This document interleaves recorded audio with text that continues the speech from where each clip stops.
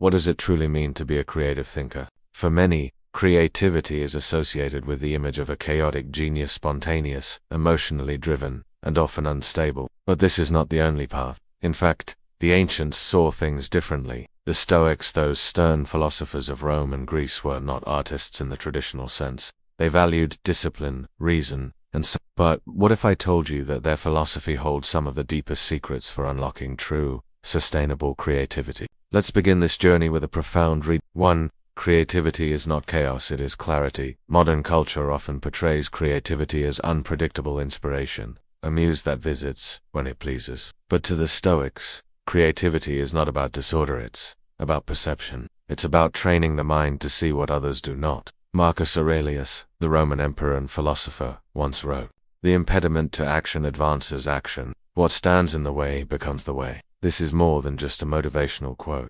It's a powerful blueprint for creative thinking. When others see obstacles, the creative mind sees opportunity. When others complain, the creative mind and this begins with perception, the central pillar of Stoic thought. Epictetus, the former slave-turned-teacher, taught that our suffering is not caused by events, but by how we interpret them. Apply this to creativity. A truly original thinker is someone who doesn't accept the obvious meaning. They dig deeper. They question assumptions. They reframe reality. 2.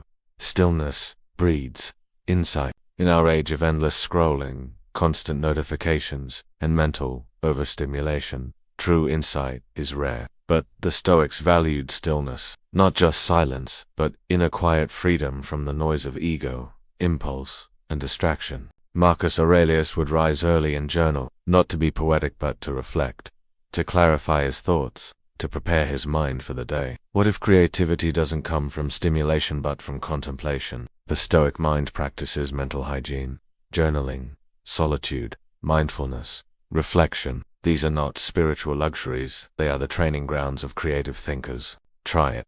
Every morning, ask yourself, what am I afraid of today? What do I truly want to create? And every night, reflect, what did I learn? What surprised me? What can I improve? This simple ritual builds a deeper awareness, one that allows ideas to take root. 3. Detachment from ego unlocks freedom. One of the greatest barriers to creativity is fear. Fear of being judged. Fear of failure. Fear that we're not good enough. But the Stoics teach us something radical. You are not your work. You are not your reputation. You are only responsible for your effort. Seneca, one of the most prolific Stoics, wrote, "We suffer more often in imagination than in reality." Our creativity is caged, not by reality, but by what we imagine could go wrong. We self-censor, we polish too early, we give up too soon. The Stoic approach: detach from the outcome. Focus only on what is in your control, your effort, your clarity, your intention, not how many views you'll get, not how it will be received. Let go of perfection. Embrace process. This is liberating, because once you stop needing every idea to be great, you can start experimenting. You can start creating without fear. That is true freedom, and freedom is the soil where creativity grows. 4. Perception is a creative power. Creativity is not just about inventing new things, it's about seeing familiar things in unfamiliar ways. And here lies a deep Stoic truth. What we see is shaped not by reality, but by the lens of our mind. Marcus Aurelius often reminded himself, "You have power over your mind, not outside events." Realize this, and you will find strength. A creative person doesn't wait for something new. They reinterpret what's already there. They ask questions others don't. They see patterns others miss. They turn pain into poetry, limits into innovation. This is why Stoic practice is powerful. It strengthens mental flexibility, and mental flexibility is the key to creative thinking. Start asking, is this the only way to see it? What's another meaning behind this? How would a philosopher look at this? That's not just curious, it's trained perception. That's the Stoic way. 5. The myth of the mad genius. We've been sold a lie, that only tortured souls and dramatic personalities can create beautiful things. But the Stoics saw it differently. To them, mastery of life, of mind, of craft comes through discipline. Creativity, they'd argue, is not an accident, it is a result of cultivated habits, of daily commitment, of a mind that sees clearly, acts calmly, and loves wisdom. Imagine a painter who rises at dawn, meditates, studies philosophy, paints in silence, reflects at night. That's not madness. That's mastery. That's Stoicism applied to artistry. You don't need to be chaotic to be creative. You need to be focused, grounded, unshakable. And that's what the Stoics trained themselves to become. So in this first part of our journey, we've learned a truth that many never hear. Creativity is not rebellion, and the clearest minds reveal the deepest truths. Stillness, perception, detachment. These are not enemies of creativity. They are its oldest allies.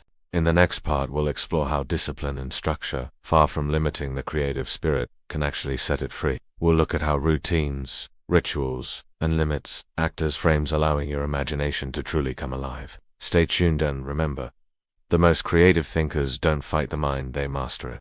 If part 1 showed us that creativity begins with clarity, stillness, and trained perception, then now we enter the next phase of the Stoic path, a lesson that might feel counterintuitive in our modern world. That true creative freedom comes not from limitless choices, but from disciplined structure. Let's explore how the ancient Stoics used limits not to confine their minds, but to elevate them, and how you, too, can use this paradox to unlock deeper creative energy. 1. Freedom requires form.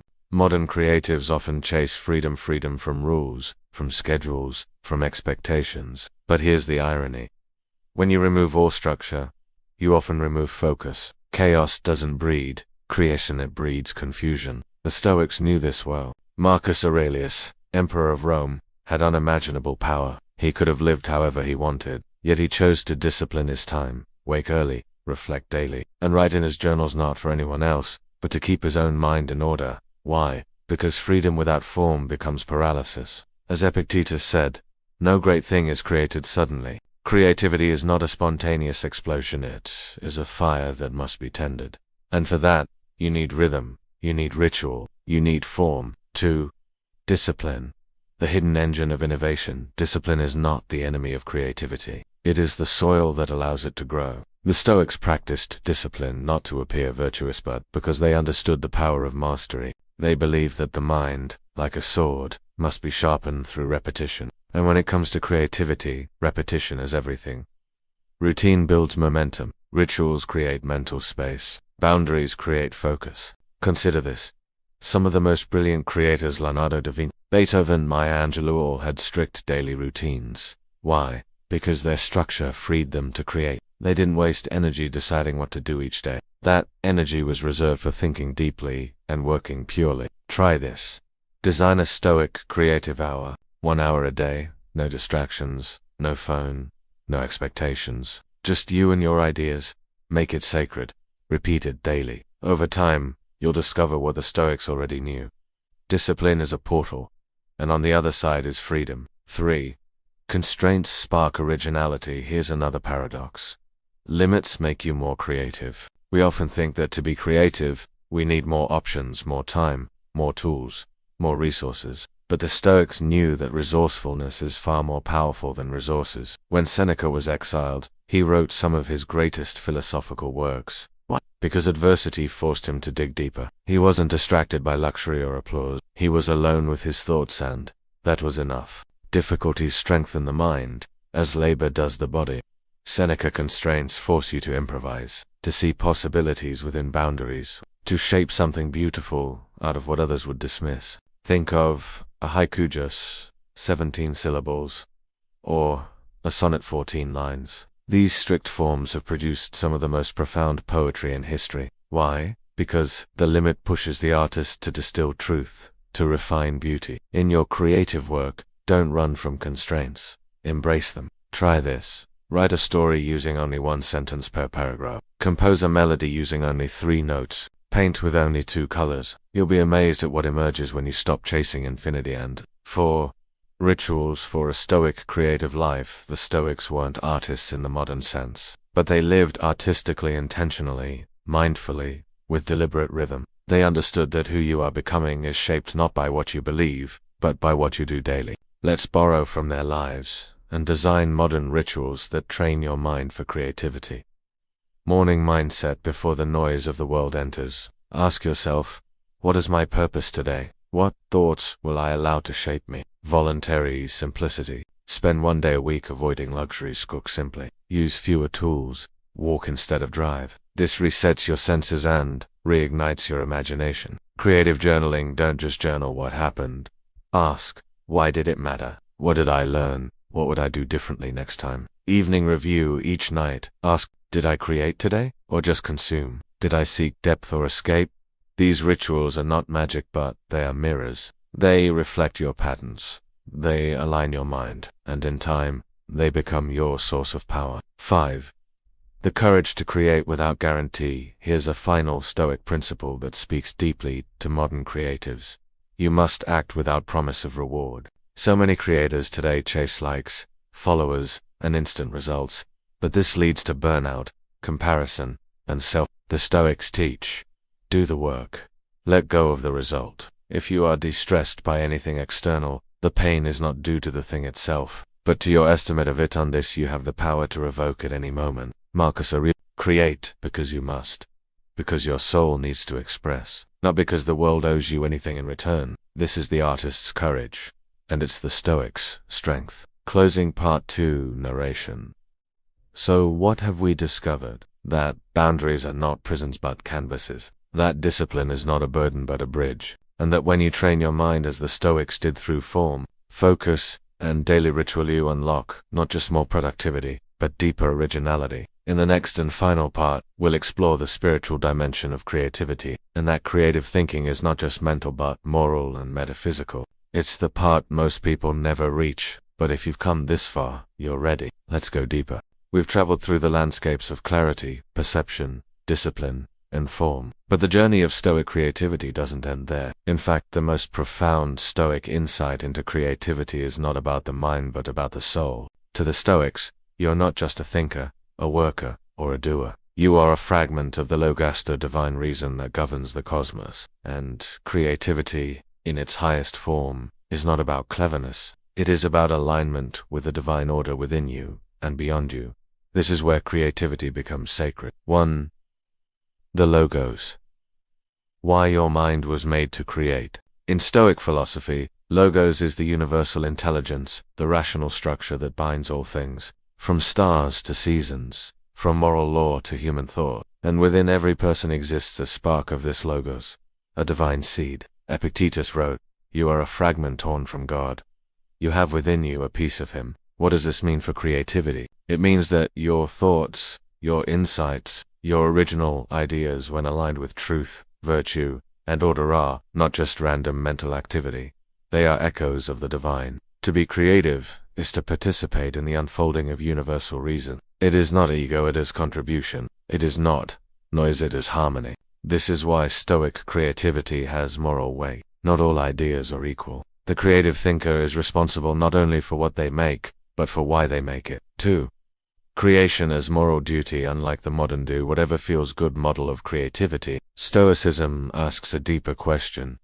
Does your creation serve the common good? Marcus Aurelius constantly reminded himself that he was born to work for others, not for self-glory. He wrote not to impress, but to understand. His meditations were not performance but purification. Today, we are flooded with content, endless opinions, infinite noise. But Stoic creativity cuts through that by asking, is what I'm creating virtuous? Does it elevate, not degrade? Does it bring clarity, not confusion? In this way, creative thinking becomes ethical action. You are not just an artist, you are a builder of inner and outer worlds. And what you build reflects your soul. 3. Embracing the present moment as sacred ground. True creative power lies in presence. The Stoics taught that the only thing you truly own is this moment, not tomorrow, not yesterday. And the more rooted you are in the now, the clearer your mind becomes. Seneca wrote, "True happiness is to enjoy the present without anxious dependence upon the future." When you create, write, design, speak, solve problems, ask yourself, am I here? Am I truly immersed? Or am I split between fear of judgment and desire for validation? The modern world pulls you in 1,000 directions, but the Stoic mind returns again and again to the center, to this breath, to this page, to this brushstroke, because this moment is where God meets man. It is where the soul speaks. Make your creativity a prayer, not a performance. 4. Detachment. Creating without clinging. Now comes one of the most difficult but powerful Stoic lessons. Let go of ownership over your creations. This doesn't mean you don't care. It means you care deeply about the process, but release attachment to the outcome. Marcus Aurelius reminded himself daily, do not waste what remains of your life in speculating about others. Be satisfied if you can live the remainder of your life in harmony with your own nature. So many artists suffer because they crave recognition, but the Stoics flipped the script. They found joy not in applause, but in right action. They did the work because it was right, not because it was rewarded. Can you write something beautiful and let it go, even if no one sees it? Can you build something meaningful and not obsess over the numbers? That's the test. When you create and release like a river flows, you become truly free. You become a vessel for something larger than yourself. 5. Memento mori. Why creative thinking matters. Now let's end where the Stoics often began. Memento mori. Remember, you will die. This is not meant to depress but to awaken. It reminds us that time is not promised, that every day wasted in distraction is a day we can't recover, that every idea left unspoken, every insight buried in fear, is a light the world never sees. It is not that we have a short time to live, but that we waste a lot of it. Seneca. When you hold death close, not morbidly, but mindfully, you begin to live creatively, not later. Now, you speak your truth. You share your gifts. You stop waiting. You realize that creative thinking is not a luxury, it is a moral urgency. Because this world, chaotic, noisy, fragile, desperately needs clear minds, brave voices, thoughtful creators, builders of beauty and wisdom, and that means it needs you. Final reflections. You are the work of art. Let's bring this all together. Creativity, to the Stoics, was not just painting or writing or designing. It was how you lived. Do you live with clarity of thought, with discipline and structure, with humility before the divine spark in you, with courage to act and detachment from praise, with urgency knowing time is a flame, not a fuel tank? When you live like this, your life itself becomes the masterpiece. You are both the artist and the artwork. Your thoughts are your brush, your decisions are your strokes, your soul is the canvas. So take this ancient wisdom, make it modern, make it yours, and go create, not just to impress, but to illuminate. The world doesn't need more noise, it needs more light, and that light begins with a single, clear, courageous thought. Be the thinker the world needs. Be the soul the Stoics believed you could be.